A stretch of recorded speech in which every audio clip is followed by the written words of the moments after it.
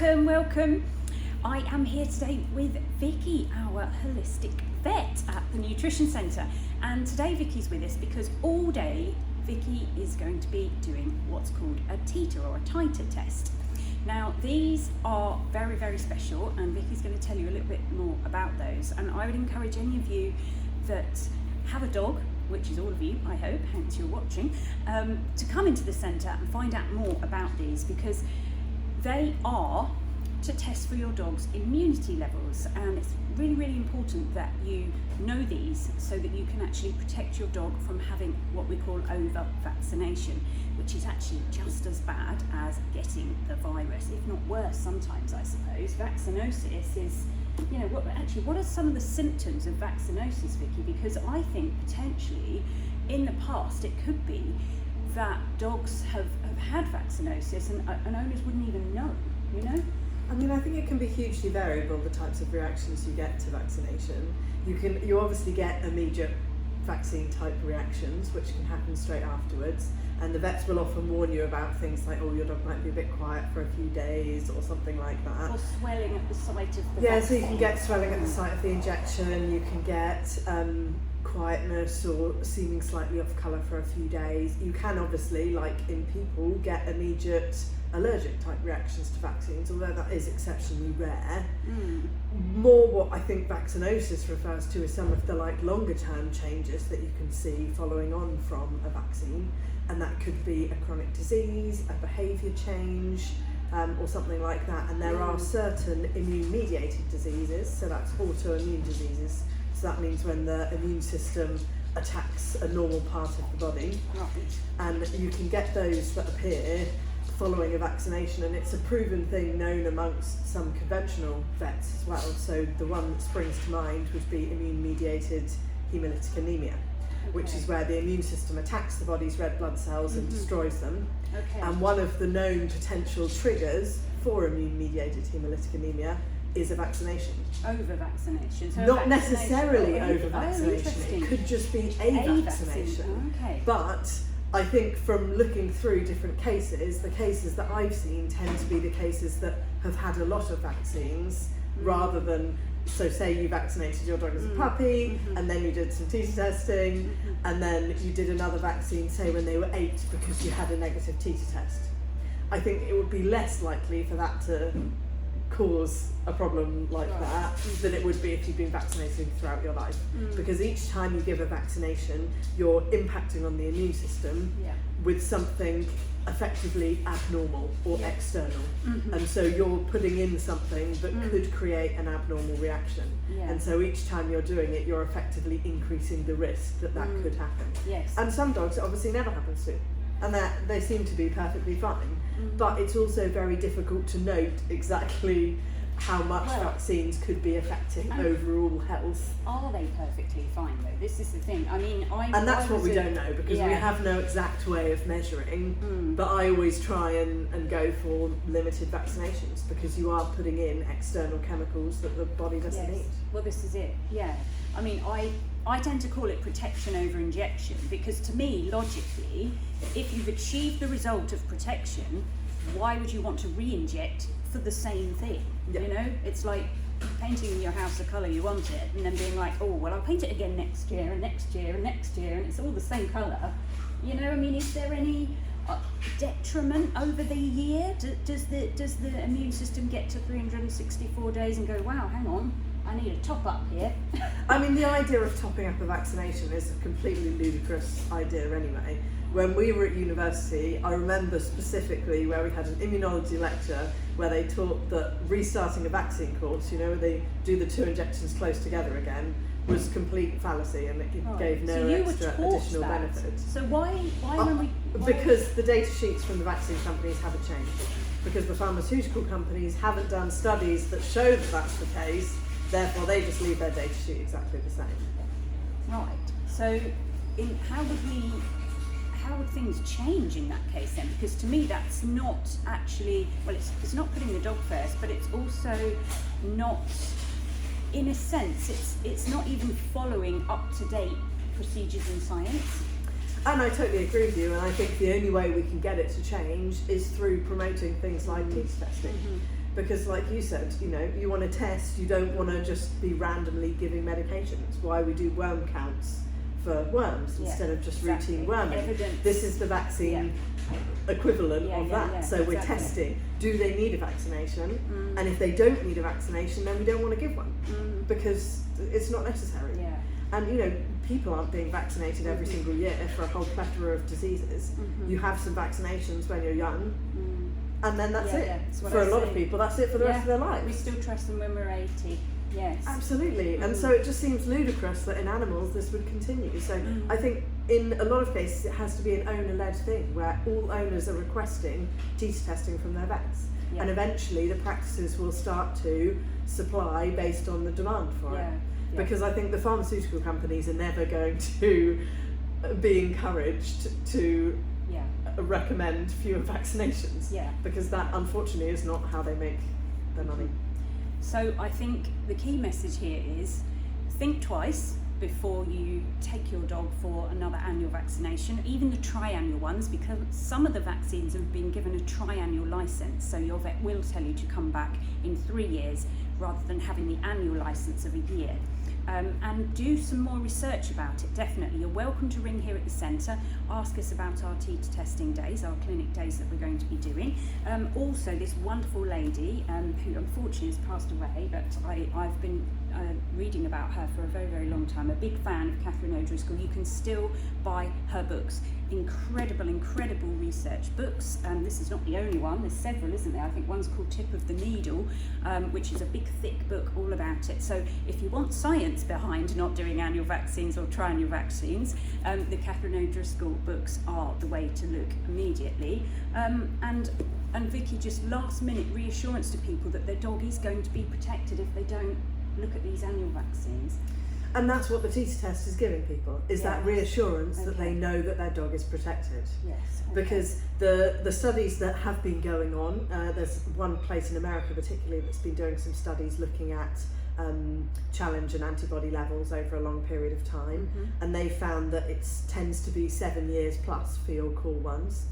As in how long the antibodies are there, but the Titre test is giving you that reassurance. It's giving you that confirmation, yes, my dog has antibodies to this disease, therefore they should be protected, and that is actually more proof of protection than giving a vaccination, because there are a small subset of dogs that just don't react to vaccinations. So you could give that dog a vaccine every year and it would still not be protected. So the Titre test is the way that you're guaranteeing and knowing for sure that your dog has antibodies, and therefore it's antibodies that the immune system uses to help fight against disease, so your dog should be protected. And certificate wise, you can use the certificate potentially for doggy daycare. It does depend on where you're going. Some places are more behind the times, some are a bit more ahead of it, and I think some of it's to do with licensing and insurance for kennels and places like that. So always worth asking if somewhere accepts a Titre test rather than just assuming that they're going to. But a lot of places are now accepting those. The thing is, as you said before, if the guardians, if we don't make a stand, things will carry on the way they are. So we are always going to be faced with, you need to produce a vaccine certificate rather than you need to produce a certificate of protection, which is obviously what we all want. This is why we vaccinate in the first place. So we need to make the changes ourselves at the guardian level, I think. Absolutely. And I think a lot of holistic health within the pet industry is being owner-led and owner-driven, because owners are looking for it and asking for it, and I think that's going to be the way forward. Brilliant. Okay, right. We hope to speak to you soon about some Titre testing. Just one thing, sorry, I know we've got a lovely customer waiting to pay for her mountain of raw dog food she's got over there. Just one other thing, it's a blood test, isn't it? So it's a little blood test. Do you want to help the customer? Yes. I will just say exactly what the Titre test is so that people understand what they're getting if they come. Yeah, that's fine. Okay. So when you come for a Titre test, what's actually going to happen is that we're going to take a little bit of blood from your dog. It's only about half a mil to a mil of blood. And then we run a little test, and I do the tests in-house when I'm running them, but different places will do it slightly differently depending on where you go. And from that blood sample, we will be able to measure antibody levels to distemper, hepatitis, and parvovirus. And those are your three sort of core vaccines, and they're in your triannual vaccine. The Titre test doesn't measure for leptospirosis. So that's one that you will have to decide upon for yourselves as to whether you want to vaccinate or not. And the reason that we can't Titre test for lepto is because after a vaccination, lepto antibodies only tend to remain in the system for around 6 months to a year. So if you vaccinate, you might find that 6 months later your dog doesn't have active antibodies. That doesn't mean that they're not protected, because what you also have to remember with a Titre test is that the antibodies are one part of the immune system, and it's the part that we happen to be able to measure, because the other part of the immune system depends on the memory cells within the immune system. So if you haven't encountered a disease for an extremely long time, your body's not going to keep on producing antibodies over and over, because it's not needing to use them. So it's going to gradually reduce its production of antibodies. But there will still be circulating memory cells that remember that disease. So if your body or your pet's body is to encounter that disease again, the memory cells will then kickstart the immune system to start producing antibodies again. And what we often see with dogs and Titre testing over time is that you may find a dog that had slightly low levels of antibodies 1 year might then have very high levels another year. And what that shows us is that over that time frame, the dog has obviously encountered that disease, and therefore its body has ramped up production of antibodies, and so you've got much higher levels than you had the year before. So very straightforward, very easy procedure. Usually only takes, depending on how good your dog is, about 5 minutes, could be 10 or 15 if they're a bit more wiggly or less keen on having bloods taken. And then if it's run in-house, we usually can get the results to you within a couple of days. So hopefully that just shows that it's really nice and easy, and you just need to book in for a Titre test wherever you happen to be, whether we're your nearest place or ask around for other practices and places that offer these tests, because they really are the way forwards in minimising the amount of vaccinations that you give your pet while still making sure that they're protected. Hello, so I'm back. Yeah, that all sounded very technical from where I was standing, but I'm glad that you managed to get across the difference between having antibodies in the system and having like a held immune memory, and that if the antibodies aren't there, it doesn't necessarily mean that you're not protected. Exactly. That you're not protected. And I think often there is a lot of trust involved in this kind of thing, because you almost have to really understand why the antibodies would come out. And something Catherine O'Driscoll always used to say to me is that antibodies come out when your body needs help with something. So it's a little bit like when the antibodies are there, your dog is in some way in fight, and they're sort of coping with a virus that they've either come across in the park, even if that's at a very small level, or it could obviously be something far bigger. And what really we want for our dogs is the immune memory to be there and them not to be in fight. So we don't really want to see any antibodies, really, although obviously it's ideal because we're like, oh yes, tick the box, you know, the antibodies are present. But really what we want is that trust in the held immunity, I would say. And I mean, I think that's why with the Titre testing, the pattern that we will quite often see in the older patients that have had ongoing Titre tests is that the parvovirus is usually quite high on the antibody levels, because parvovirus is much more common than either distemper or hepatitis. Yeah. And then depending on the area they live in, and where I used to work in West Sussex, my boss had been doing Titre testing in that area of the country for a long, long time. And he found that, I think, in the Portsmouth and the Southampton area, or I can't remember the exact two areas, but one of them tended to drop off on the distemper and one of them tended to drop off on the hepatitis. So there was obviously a small amount of the other disease still in those areas, but which their dogs were fighting, but none of the other. So they would remain with good antibody levels for the parvo and the one disease in their area, but for the other one it would drop off. Yeah. I think that's important to understand, because it's like we're never going to get away completely from viruses. You know, they're part of nature, they're part of life. They're not sort of dropped on the planet by some evil person that wants your dog to suffer. You know, I mean, it's all like this great big soup of beings that all live together, and we're all part of one synergistic system, and these viruses are going to be there. So yes, having the immunity is good, you know, and whether you get that from maternal immunity when there's a puppy, or the initial puppy vaccines, or from a couple of vaccines, and then, you know, knowing it's there from antibody testing, like the titers, you know, however that immunity comes, that I think is the key, really. That's what we need to trust, that's what we need to be looking for. You know, it's difficult in this modern world because there's a lot of fear, and we're obviously quite worried about viruses, but you know, we do need to live synergistically with all this sort of thing, you know. Absolutely, and I think that's why, because viruses change, as we all know from, you know, recent worldwide viruses, you know, the main thing is that you're promoting the health of yourself or your pet, and therefore promoting the health of your own or your pet's immune system. And that way, whatever virus you encounter, whether it's a new one like COVID was when it came out, or whether it's an old one like an influenza virus or a cold virus that you might have come across before, your immune system should still be able to find a way to fight it.